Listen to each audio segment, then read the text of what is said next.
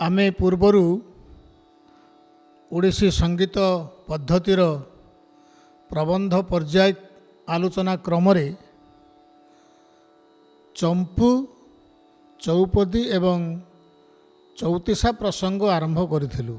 मुझे जेहेतु तीनोटी जाक विभाग च च च चंपू चौपदी एवं चौतीसा प्राय यहाँ ही तार समान बोली आमे कहवा नहीं, ता भितर बहुत पार्थक्य अच्छी। आमे जितेबले चंपू एवं चौपदी विषय रे कथबार्ता होते आलोचना होती, किंतु चौतीसा प्रसंग आमे आलोचना करनथिलु।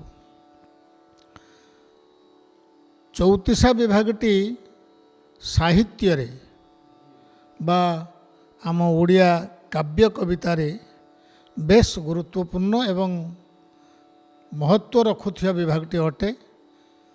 आमे जितेबले ओडिसी संगीतर पर्यायीकरण करागला बा तार प्रबंध पर्यायर चिंता करागला, सेतेबले एई चौतीसा को मध्य संगीतर अन्यतम विभाग बोली रखा जायछि। कारण चौतीसा गायन पाई ही उद्दिष्ट, गायन करा जाए। तेणु से चौतीसा प्रसंग रे आमे माने आज किछि कथबार्ता हवा। चौतीसा शब्दटी चौतीसा बा चौतीरिशा शब्दटी 34, तेणु चौतीरिशारू चौतीसा एवं संस्कृत रे ये शब्दटी है चतुः त्रिंशाक्षरी, से 34 अक्षर कथा कह जाउछि। तेबे जो 34 प्रसंग कहीं आसला, आम जितेबाला चंपू एवं चौपदी विषय कथा होते यही 34 वर्ण बा अक्षर कथा आसीथिला। सेतेबेले आमे क ठारू क्ष पर्यंत लिखित चंपू, पुणी क ठारू क्ष पर्यंत लिखित चौपदी, सेमिति ये भी क ठारू क्ष पर्यंत बा क अक्षर आरंभ करी क्ष अक्षर रे सारी थिवा जो गीतटी ये ताकू चौतीसा भी कहगला। तेणु जो क एवं ख, क एवं क्ष यह भितरे जो आमे कहिथलु जे व्यंजन वर्ण क ठारू क्ष जो 34 गोटी व्यंजन वर्ण ता आधार रे लेखा हेछि। किंतु यार विशेष पार्थक्य कौन अछि आमे परवर्ती अवस्था आलोचना करिबा। एबे तार जो उपक्रमणिका क्रम रे मु एतिके कहिबी जे सेई चंपू एवं चौपदी जेमिति क ख ग घ क्ष नियम रे लेखा हेतिला, चौतीसा मध्य सेमिति लेखा जाइतिला। चौतीसा रचना क्षेत्र रे गोटे जिनिस देखा जाए जहाँ चंपू किंबा चौपदी रे देखा जाए नाही, ताहा हैला चंपू एवं चौपदी ये तो उभय 34 गोटी व्यंजन वर्ण रे आधार होती, किंतु चौतीसा रचना क्षेत्र रे अक्षर क्रम दृष्टिकोण मु कहबी 34 कथा मु कहू नहीं, कारण ताहा 34 पद नुह। किंतु अ ठारू औ जो आमर 12 गोटी उड़िया रे स्वरवर्ण अच्छी से मध्य लेखा जाइछि।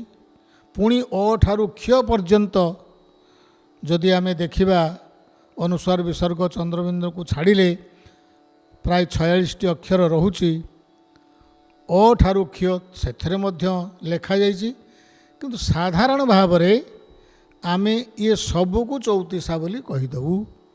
यही अर्थ गोटे रूढ़ी भली शब्दटी हो जाइछि, किंतु 34 पद नुह। 34 पदरु चौतीरिशा बा चतुस्त्रिंशाक्षरी चौतीरिशा एवं चौतीसा यह ही है। ये जो ओ औ द्वादशाक्षरी एवं अ आउ क्षटा को अक्षमयी बोली मध्य कह जाइछि। कई कई कही दियंती 49 अथच 49 अक्षर रे लेखा न थाए। तेणु ये सब होची चौतीसा प्रबंध रचना रे किछिटा पार्थक्य अटे। तेबे गोटिए कथा कौन ना चौतीसा बहुपद विशिष्ट।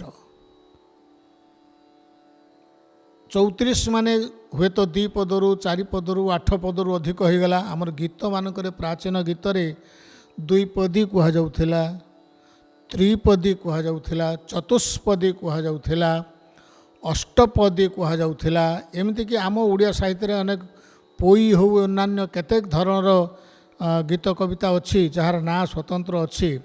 सेमती 34 हेला बेलू बहुपद हो जाउची। तेणु ये जो बहुपद विशिष्ट रचना को संगीत शास्त्र रे पांचाली प्रबंध बोली कहा जाए। बहुभि पदै बहुपदरे रचित होइथिबारु यह पांचाली बोली पंचप्रोक्ता कहा जाए। तेणु ये जो आम चौतीसा ये चंपू एवं चौपदी से थिला 4 पदिया। चंपू क्षेत्र में 5 पद 6 पद भी थिला, चौपदी सबुबले 4 पद, किंतु ये 34 पद है किंबा द्वादशाक्षरी भी हो पारुची किंबा 49 भी हो पारुची। मात्र साधारणतः यह करू क्ष अधिकरु अधिकतर ये अ औ बा अ क्ष क्वचित बाहरी पारे, किंतु क क्षरे 34 असंख्य संख्यार देखा मिले। आम ये गोटे आलोचना करवा, कारण ये जो क क्ष नियम कथा जो आसला पुणी आम मातृका प्रबंध कथा को फेरी जावा। एइथिपाई जे से जो संगीत शास्त्र रे कहा जाइथिला कौन ना एकैक मातृका वर्ण गोटे गोटे करिकिरी मातृका वर्ण रे जो गीत लेखा गला ताको से मातृका प्रबंध बोली कहले। जेमती आमर चंपुरे थिला क अक्षर रे गोटे गीत, कटा है मातृका माने मूल वर्ण, सेमती ख आ गोटे गीत वर्ण मूल वर्ण से गोटे गीत।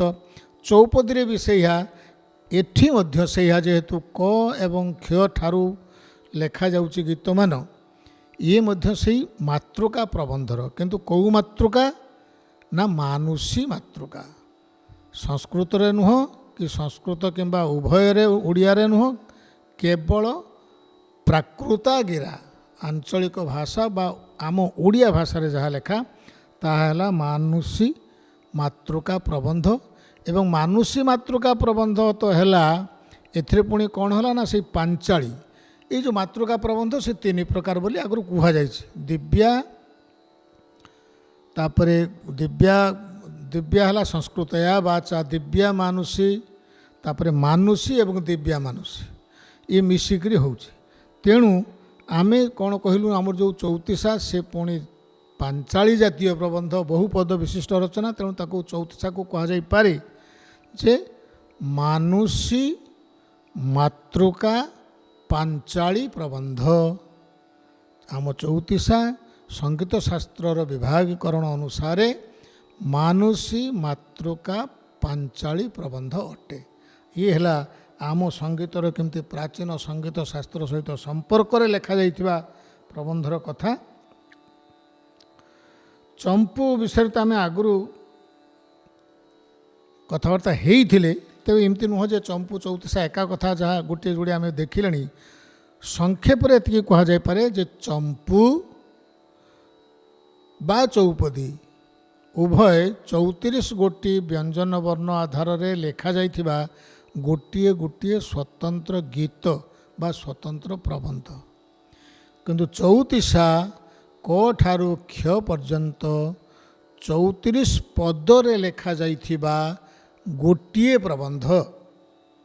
तेणु मेजर जोटा को कहते मौलिक बा विशेष तफात है सी गोटे गोटे अक्षर रे गोटे गोटे गीत, ये 34 गोटे अक्षर रे गोटे गीत।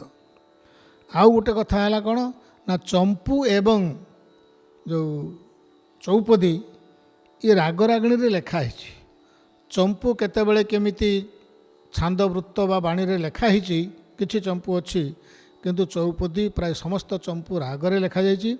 समस्त चौपदी केवल रागरे लेखा जाइछि। मात्र 34 रे बाणी वृत्त जेमती आमे छांदरे कहू सेमती सही आधार लेखा जाए, एथिरे रागरे उल्लेख ना। आउ गोटे कथा है चंपू एवं चौपदी रे घोषा पद बा जो कहती स्थायी अंतरा भणिता ये सब कथा अच्छी। ତେଣୁ ଆମେ ଚମ୍ପୁ ଏବଂ ଚୌପଦୀରେ ତାହା ଦେଖୁ, ଚଉତିଶାରେ ତାହା ଦେଖାଯାଏ ନାହିଁ। ଚଉତିଶାକୁ ସେଥିପାଇଁ କୁହାଯାଏ ଅଧ୍ରୁବା ପାଞ୍ଚାଳି। ଯେଉଁ ପାଞ୍ଚାଳି ପ୍ରବନ୍ଧ ଆମେ କଥା ହେଉଥିଲେ ବହୁବ୍ରୀହି ପଦେଇ, ସେ ପୁଣି କେମିତିକା ନା ସାଧ୍ରୁବା ଅଧ୍ରୁବା ପ୍ରୋକ୍ତା। ସଧ୍ରୁବା ଧ୍ରୁବ ସହିତ ବା ଘୋଷା ସହିତ, ଅଧ୍ରୁବା ଧ୍ରୁବା ରହିତ। ଛାନ୍ଦ ଏବଂ ଚଉତିଶା କ୍ଷେତ୍ରରେ ପ୍ରାୟ ବିନା ଘୋଷାରେ ବା ଘୋଷା ରହିତ ଗୀତମାନ ଛାନ୍ଦମାନ ଚଉତିଶା ଦେଖାଯାଏ। ତେଣୁ ଇଏ ହେଲା ପାଞ୍ଚାଳି କ'ଣ ନା ଅଧ୍ରୁବା ପାଞ୍ଚାଳି। ଅଥଚ ଚମ୍ପୁ ଏବଂ ଚୌପଦୀରେ ଧ୍ରୁବ ଅଛି ବା ଘୋଷା ଅଛି। ଚମ୍ପୁ କ୍ଷେତ୍ରରେ ଗୋଟିଏ ନିର୍ଦ୍ଦିଷ୍ଟ କାବ୍ୟକୁ ବୁଝାଏ। ସେଥିରେ ନିର୍ଦ୍ଦିଷ୍ଟ ବିଷୟବସ୍ତୁ ଅଛି ଏବଂ ସେ ବିଷୟବସ୍ତୁର ଅବତାରଣାରେ ଗୋଟେ କ୍ରମ ଅଛି। ଚୌପଦୀରେ ସେମିତି ତ କିଛି ଆମେ ଦେଖିଲୁ ନାହିଁ। ଚୌପଦୀ ସ୍ୱତନ୍ତ୍ର ଗୀତ ଏବଂ ଚଉତିଶା ମଧ୍ୟ ସେହିଭଳି ଗୋଟିଏ ନିର୍ଦ୍ଦିଷ୍ଟ କାହାଣୀ କୁହାଯାଇ ନପାରେ, ବା କିନ୍ତୁ କିଛି ପୁରାଣ କଥାର ବା କିଛି କାହାଣୀର ବା କିଛି ବିଷୟବସ୍ତୁର ଅଂଶ ବିଶେଷ ମଧ୍ୟ ଭାବରେ ସେ ଲେଖାଯାଇଥାଏ କ ଖ ବା କ ଠାରୁ କ୍ଷ ନିୟମରେ, ଏବଂ ସେ ଚଉତିଶାର ଗୋଟେ ବୈଶିଷ୍ଟ୍ୟ। ଚମ୍ପୁ ଏବଂ ଚୌପଦୀ ଇଏ ମୁଖ୍ୟତଃ ପ୍ରାୟ ସେଥିରେ ଶୋକ ଅଛି, ପ୍ରେମ ଅଛି, ବିରହ ଅଛି, ବିଚ୍ଛେଦ ଅଛି, ତଥାପି ଶୃଙ୍ଗାରାତ୍ମକ। କିନ୍ତୁ ଚଉତିଶା ଅଧିକତର ଭାବରେ ଆଧ୍ୟାତ୍ମିକ ଏବଂ ସେ ପୁଣି କେମିତିକା ନା ନିର୍ଗୁଣାତ୍ମକ। ତେଣୁ ଇଏ ହେଉଛି ମୋଟାମୋଟି ଚମ୍ପୁ, ଚୌପଦୀ ଏବଂ ଚଉତିଶା ଭିତରେ କିଛି କିଛି ପାର୍ଥକ୍ୟ ଆମେ ତ ଲକ୍ଷ୍ୟ କଲେ ବହୁତ କଥା ମିଳିବ। ଆଉ ଗୋଟିଏ କଥା ହେଲା, ଆମେ ଯେଉଁ କହୁଥିଲେ ଯେ ଏକୈକ ମାତୃକା ବର୍ଣ୍ଣ, ଗୋଟେ ଗୋଟେ ମୂଳ ବର୍ଣ୍ଣରେ ବା ମୂଳ ଅକ୍ଷରରେ ଲେଖାଯାଇଥିବାରୁ ଆମେ ତାକୁ ମାତୃକା ପ୍ରବନ୍ଧ କହୁଛେ। ଚମ୍ପୁ କ୍ଷେତ୍ରରେ ବେଶ କିଛି ସ୍ୱତନ୍ତ୍ରତା ଦେଖାଯାଏ। ତାକୁ ମାନେ ଆମ ଚଉତିଶା କ୍ଷେତ୍ରରେ ଆମ କବିମାନେ କିଛି ତାର ସ୍ୱାତନ୍ତ୍ର୍ୟ ରଖିଛନ୍ତି। ସବୁବେଳେ ସେମାନେ କ ଠାରୁ କ୍ଷ ଏକୈକ ମାତୃକା ବର୍ଣ୍ଣନ, ମାନେ ଏକ ଏକ ଏକ କରି ଗୋଟିଏ ଗୋଟିଏ ମୂଳନ ହୋଇକରି ସେ ଏକୈବ ମାତୃକା ବର୍ଣ୍ଣ, ଏକ ଏବ ମାତ୍ର ଗୋଟିଏ ବର୍ଣ୍ଣ, ଏକ ଏବ ବର୍ଣ୍ଣରେ ମଧ୍ୟ ସେମାନେ ଚଉତିଶା ଲେଖିଛନ୍ତି। ବିଶେଷ କରି ଆମର ମହାନ କବି ସମ୍ରାଟ ଉପେନ୍ଦ୍ର ଭଞ୍ଜ ତାଙ୍କର ରସପଞ୍ଚକ କାବ୍ୟରେ ମୁଁ ଅନ୍ୟ ସମୟରେ ମଧ୍ୟ ଆଲୋଚନା କରୁଥିଲି। ସେଥିରେ ସେ ଲେଖିଛନ୍ତି ରସପଞ୍ଚକ।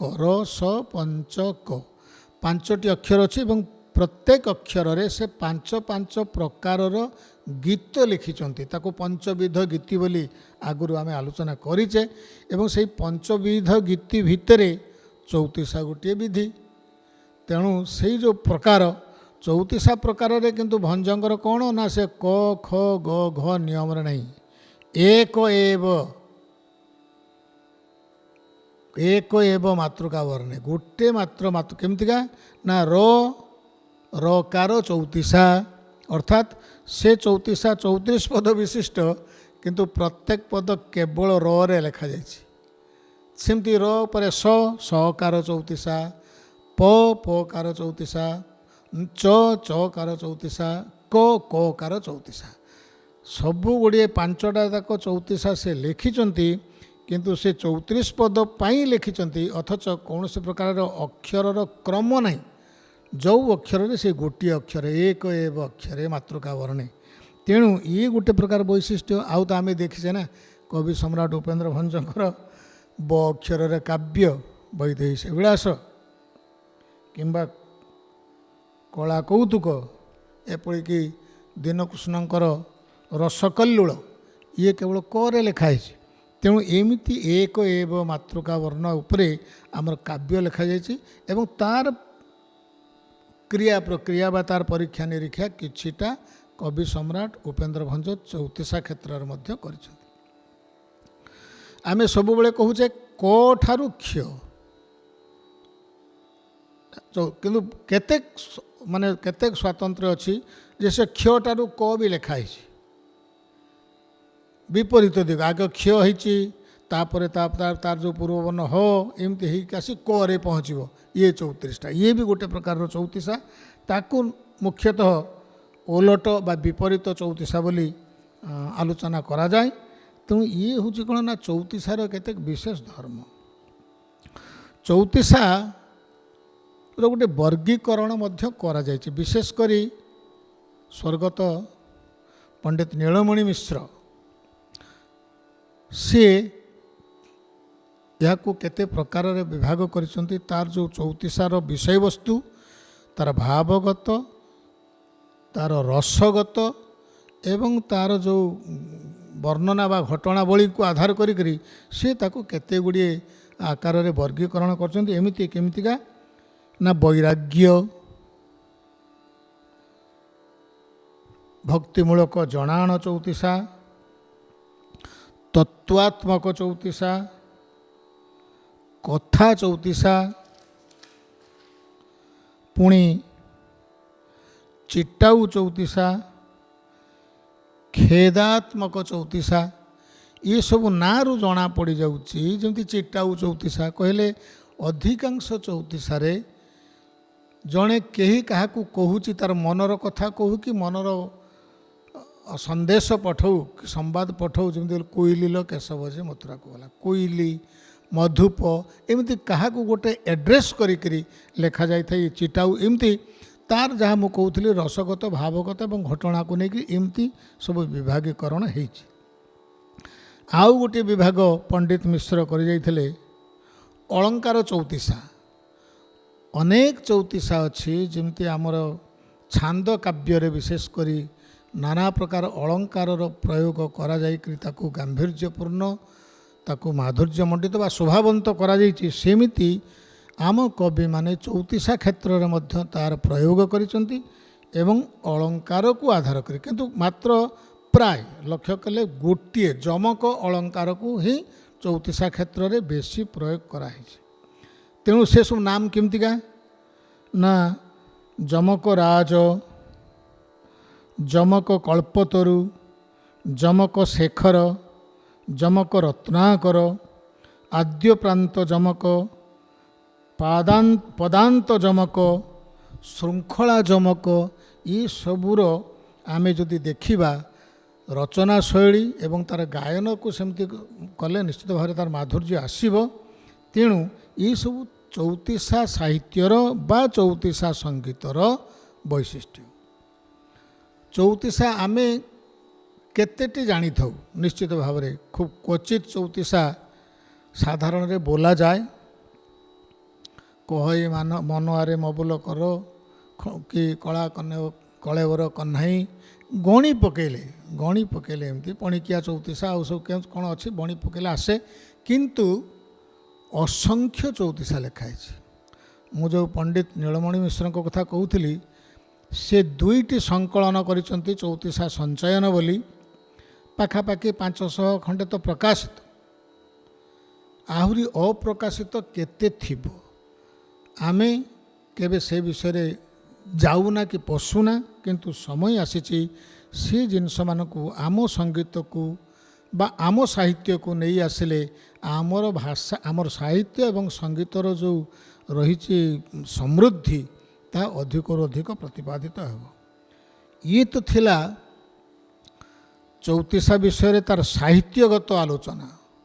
ମୁଁ କହିଥିଲି ଆମ ସଙ୍ଗୀତରେ ମଧ୍ୟ ତାକୁ ଗୋଟେ ବିଭାଗ କରାଯାଇଛି, ଆମେ ତାକୁ ଗାଉ ଏବଂ ଇଏ ହେଉଛି ଅତ୍ୟନ୍ତ ସରଳ। ଏହାର ଗାୟନ ଶୈଳୀ ବିଷୟରେ ଯଦି ଆମେ କିଛି ମତାମତ ଦେବା, ବଡ଼ କଥା ହେଲା ଯେ ଉଭୟ ସାହିତ୍ୟ ଏବଂ ସଙ୍ଗୀତ ଦୃଷ୍ଟିକୋଣରୁ ବା ପଢ଼ିବା ଏବଂ ଗାଇବା ଦୃଷ୍ଟିକୋଣରୁ ଏକାନ୍ତ ସରଳ ଏବଂ ସହଜ।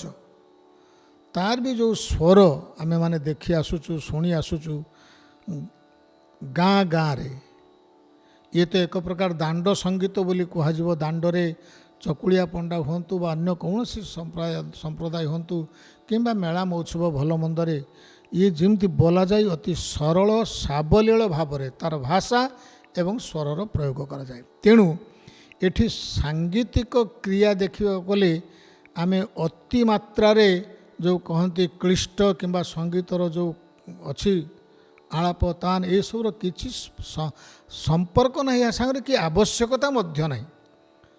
ଏହାର ରାଗ ବଦଳରେ ଛାନ୍ଦ ବୃତ୍ତ କଥା ଲେଖାଯାଇଛି ବା ବାଣୀବୃତ୍ତର ନାଁ ଦିଆଯାଇଛି ବା ବାଣୀବୃତ୍ତରେ ଆମେ ଗାଇପାରୁ, କିନ୍ତୁ ଅଧିକାଂଶ ଛାନ୍ଦରେ କିଛି ସୂଚନା ଦିଆଯାଇନି। କାରଣ ଇଏ ଲୋକମୁଖର ସଙ୍ଗୀତ, ଦାଣ୍ଡର ସଙ୍ଗୀତ। ଯେତେ ମୌଳିକ ସ୍ୱରରେ, ଯେତେ ପାରମ୍ପରିକ ସ୍ୱରରେ ଏବଂ ଯେତେ ସହଜ ସରଳ ସାବଲୀଳରେ ବୋଲାଯାଇପାରିବ, ତାନ ଆଳାପ ବା ଏହାର ପଦବିନ୍ୟାସ ଯାହା ଯାହା ଆମେ ଭାବାଙ୍ଗ, ରାଗାଙ୍ଗ, ନାଟ୍ୟାଙ୍ଗ ଏସବୁରେ କହୁଥିଲୁ, କୌଣସି ଆବଶ୍ୟକତା ନାହିଁ। ସେଇ ସରଳତାରେ, ସେଇ ସାବଲୀଳତାରେ ହିଁ ଚଉତିଶାର ମାଧୁର୍ଯ୍ୟ ଏବଂ ଚଉତିଶାର ସୌନ୍ଦର୍ଯ୍ୟ। ତେଣୁ ଇଏ ଗୋଟିଏ ବିଭାଗ, ଏହା ଆମ ଅଧିକ ଆମେମାନେ ଯେଉଁମାନେ ଓଡ଼ିଶୀ ସଙ୍ଗୀତ ଚର୍ଚ୍ଚା କରୁଛୁ, ଗାଉଛୁ, ଯେଉଁମାନେ ଆମକୁ ପଚାରୁଛନ୍ତି ତୁମର କ'ଣ ତ 4-5 ମିନିଟ୍ ଗାଇଦେଲେ ସରିଯିବ, କ'ଣ ଏତେ ଅଧିକ କି ଓଡ଼ିଶୀ ସଙ୍ଗୀତରେ କ'ଣ ଅଛି? ପ୍ରକୃତରେ ସେ ପ୍ରଶ୍ନର ଅବାନ୍ତର। ସେମିତି କିଛି ପ୍ରଶ୍ନ ଯେଉଁମାନେ ପଚାରନ୍ତି ସେମିତି ଜାଣିନାହାନ୍ତି ସେ ବିଷୟରେ। ଆମର ସାଙ୍ଗୀତିକ ମାଧୁର୍ଯ୍ୟ, ସାଙ୍ଗୀତିକ ସମୃଦ୍ଧି ଏବଂ ସାଙ୍ଗୀତିକ ବ୍ୟାପକତା ଅତୀବ ସମୃଦ୍ଧ, ଅତୀବ ଉଚ୍ଚ କୋଟିର। ଆମେମାନେ ନିଶ୍ଚିତ ଭାବରେ ସେଥିପାଇଁ ଗର୍ବ ଅନୁଭବ କରିବା ଏବଂ ଓଡ଼ିଶୀ ସଙ୍ଗୀତର ଚଉତିଶା ଯେମିତି ଅଧିକରୁ ଅଧିକ ଆମେ ଗାୟନ ପର୍ଯ୍ୟାୟକୁ ନେଇ ଆସିପାରିବା, ଆମମାନଙ୍କ ଭିତରେ ଉଦ୍ୟମ ହେବା ଉଚିତ। ଧନ୍ୟବାଦ।